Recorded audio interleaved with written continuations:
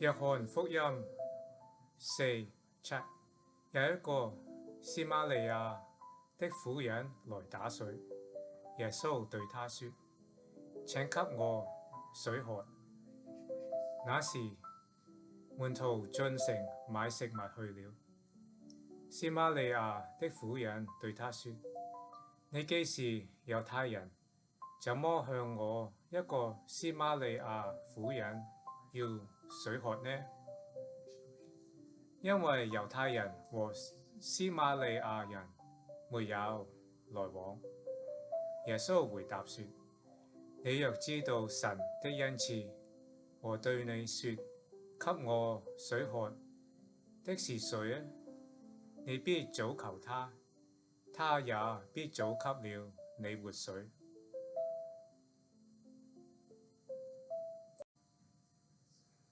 婦人說：先生，你沒有什麼可打水，井又深，那麼你從哪裏得活水呢？難道你比我們的祖宗雅各還大嗎？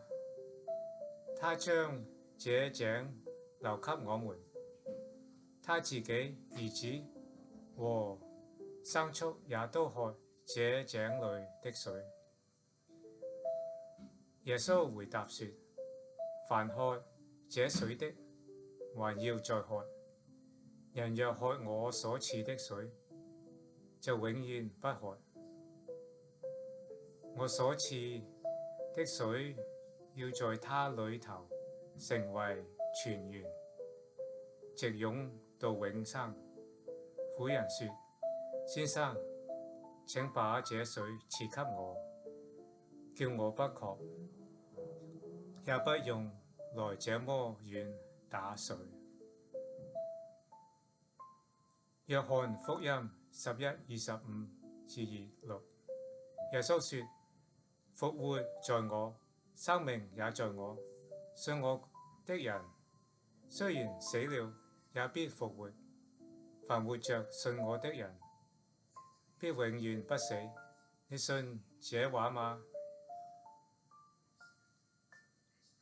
哥林多後書：